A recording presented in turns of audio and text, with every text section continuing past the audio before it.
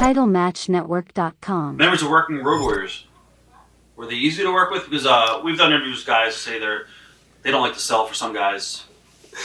Let me get them correct. So Animal's the heavier one. Correct. Okay. Hawk was a lot easier than Animal to work with. The match I had in the Garden with Animal, he was being, yes, difficult as far as not selling a whole lot. I switched that match at the very end because Vince wanted him to wrestle Hercules. And when I got to the Garden, I think Hawk was hurt.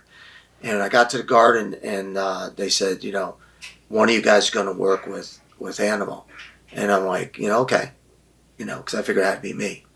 So Ray came back to me and said, I'm working with Animal. I said, no, you're not. And I said, because he told me that Animal was going over. And I said, nobody beats my big man. So I went to Vince.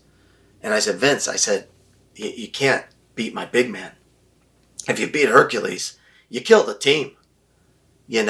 So I said, I want to work against, Animal. So he said, okay, fine. So they switched it. What are your thoughts on the business today as far as guys like Kevin Dunn, who's a WWE TV producer, and he's got a lot of power in WWE. How do you feel about him being able to make or break a guy's career? And were the TV people that influential back in your time? I think the writers that wrote the magazines were more influential back in my day.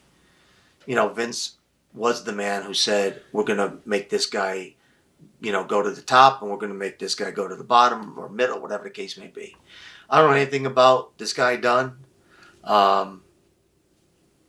From the very short, very few times that I channel surfed and saw WWE, if I saw The Rock come on, I like The Rock. If I saw Steve Austin, I'd stop. Because, I think Steve's great. You know what I mean? And I want to see Steve for him. I want to respect him and watch what he's going to do.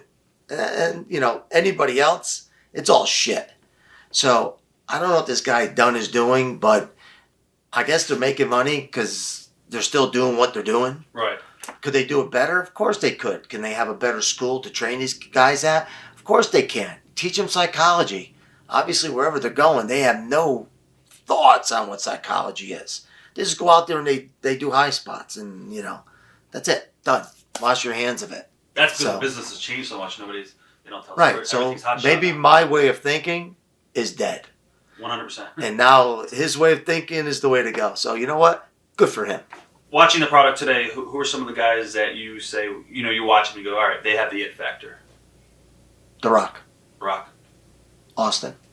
Is he still around? No. Okay. Never mind then. Take that back, Steve. The new breed, I'm talking about like Randy Orton, Del Rio, Bryan Danielson, Daniel Bryan, Sheamus.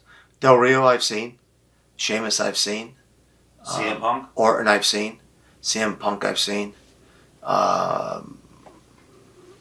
What's his name? Can't even think of his damn name. Who's that? You just said it. Bryan Danielson? No, the first one. Punk? Cena. Okay. Yeah. I've seen him. I think out of that batch, I think if they promoted and did it right, I think Orton can be a top dog. I mean, a very, you can't replace him, top dog. Cena, they like for some reason. I don't know. I don't get it. But they have their reasons. CM Punk is not what I want my kid to say. Hey, I want to be like CM Punk. I want to be like Orton. At least you got a cowboy there. Okay, that's cool. You know what I mean? And I think that's what, for the most part, you want to start building your characters off of. What these kids are going to say or what a woman's going to come in and say, that's who I want to date. Crazy about him. My boyfriend better come with me because he knows he's good looking and I may lose my heart to this guy. And you start filling the seats.